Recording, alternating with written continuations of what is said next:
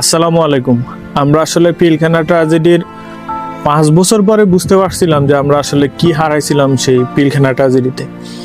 তো হাদি হত্যা চেষ্টার ঘটনাটাও আসলে আমাদের জাতীয় জীবনের জন্য একটা অনেক বড় অশনি সংকেত। কেন বলছি, আমি প্রথমে পিলখানা ঘটনাটা কেন আনলাম, আমার কথা শেষ হলে আপনারা বুঝতে পারবেন। দেখেন, 71 সালের পরে বিহারি ক্যাম্প, তারপরে হলো ফ্রিডম পার্টি, এই দুই শব্দের কারণে মোহাম্মদপুর এলাকাটা সবসময় ভারতীয় গোয়েন্দা সংস্থার জন্য গুরুত্বপূর্ণ এলাকা হিসেবে বিবেচিত হয়েছিল।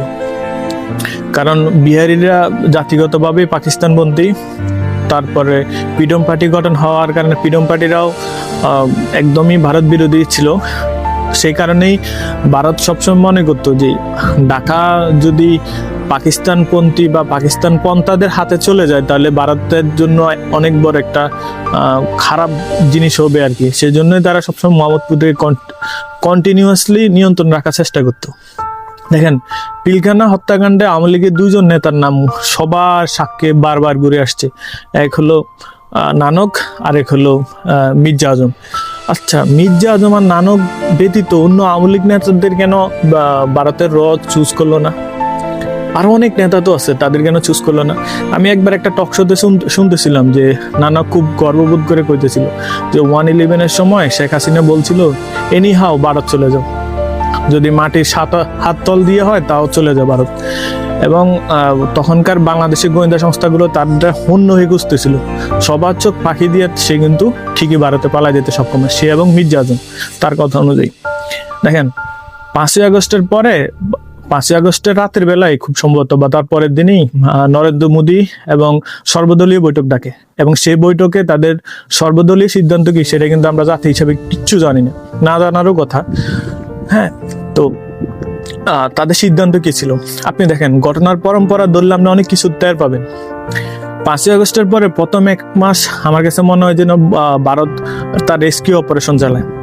আওয়ামী লীগের ভারতপন্থী এমন কোনো নেতা নাই যারা তারা রেস্কিউ করতে পারে নাই, এবং এই রেস্কিউ অভিযানে তারা 100% সফল, একদম 100%।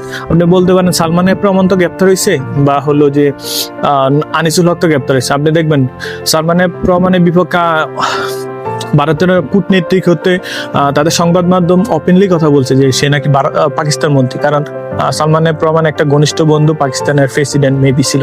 হ্যাঁ, সেই কারণেই ভারত সবসময় নাকশ ছিল সালমান এফ রহমানের উপর। সালমান এফ রহমানের সাথে শেখ রেহানা এবং শেখ হাসিনার ব্যক্তিগত সম্পর্কের কারণে ওনার আসলে তেমন কোনো ক্ষতি করতে পারে না ভারত। যাই হোক, আমি একটা ঘটনা বলি।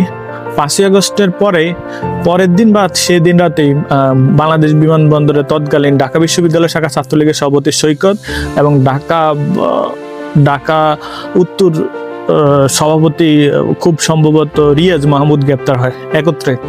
কিন্তু রিয়াজ মাহমুদকে বাংলাদেশের পুলিশ সেদিন গ্রেপ্তার দেখায় নাই, বা সেনাবাহিনী যদি সেদিন ক্ষমতা থাকে সেনাবাহিনী তাকে গ্রেপ্তার দেখায় নাই, গ্রেপ্তার দেখানো হয়েছিল সৈকতকে। রিয়াজ মাহমুদকে সেই নানকের সে উত্তরসূরি এবং নানকের ডাইনাত বলতো আর কি। নানক কিন্তু তার রেস্কিউ করে বিমানবন্দরে গ্রেপ্তার হওয়া একটা ছেলের সে কিন্তু সারাই নিতে সক্ষম হয়েছে।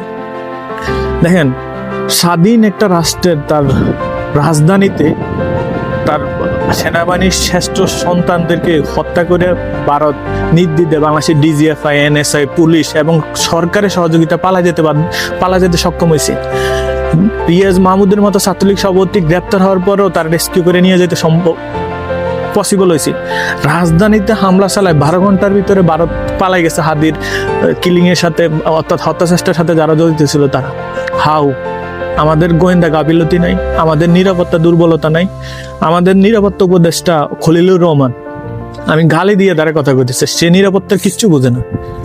আমাদের এই যে 5ই আগস্টের পরে ভারত এত সফলভাবে তাদের ভারতপন্থী নেতাদের যেভাবে রেস্কিউ করে নিয়ে গেছে, আমাদের গোয়েন্দা নিরাপত্তা কি কি ঘাটতি ছিল এটা কি একবারও নির্মোহ বিশ্লেষণ করা হয়েছিল? নেভার। এই যে আমাদের ভালখিল্যতা, আমাদের রাজনৈতিক নেতাদের দৈন্যতা, সবাই ক্ষমতা, সংবিধান সংবিধান সংবিধান পিয়ার, এগুলো নিয়ে আমাদেরকে ব্যস্ত রাখা হয়েছে, কিন্তু মূল বিষয় সেগুলা নিয়ে কেউই আলোচনা করেনি। আমি মনে করি আগামী দিনগুলোতে আমার কাছে মনে হয় না যে হাসনাত আবদুল্লাহ সেকেন্ড টার্গেট। আমার কাছে মনে হয় সেকেন্ড টার্গেট জামাত অথবা বিএনপির এমন কোন নেতা যার সাথে হলো যে বিএনপি বা জামাতের প্রতিদ্বন্দ্বী প্রার্থীর ব্যাপক সমস্যা আছে। যেমন ধরতে পারেন পাবনা 2 বা 3 হাবিবুর রহমানের সাথে জামাতের প্রার্থীর একটা বিশাল গন্ডগোল কিছুদিন আগে হয়েছিল। এরকম কিছু আসন বাইছে নেওয়া হবে যেগুলোতে হত্যাকাণ্ড ঘটাইলে একে অপরের উপর দোষ দেওয়া যাবে। ফলে বিএনপি আর জামাতের মধ্যে ব্যাপক একটা হলো যে সংঘর্ষ বাঁধানোর পায়তারা চলতেছে আওয়ামী লীগের পক্ষ থেকে, এবং তাদের মধ্যে সন্দেহ সৃষ্টি করে 2 দলের মধ্যে পাটল ধরাইতে পারলে নির্বাচন বন্ধ করা সম্ভব, নচেত না।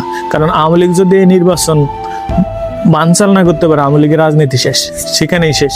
আওয়ামী লীগ এনিহাও চাইবো যে এই নির্বাচন যেভাবে হোক আটকাতে। এখন আমার কথা হলো যে এখন সময় যে আমাদের রাজনৈতিক বিরোধিতা জামাতের সাথে আছে, মতাদর্শগত বিরোধিতা আছে, বাট এমন কোনো পথ জামাতও বাইসা নেওয়া ঠিক হবো না, বিএনপিও বাইসা নেওয়া ঠিক হবো না, যেটার ফলে বিএনপি জামাতের যে টপ লেভেল লিডারশিপদের মধ্যে যে বোঝাপড়া আছে সেটা একেবারে ভেঙে যাক। আমি চাই আগামী দিনে সবাই সতর্ক থাকুক, আমার প্রিয় মাতৃভূমি যে দেশটা আমি সারিয়ে আসছি সেই দেশটা ভালো থাকুক।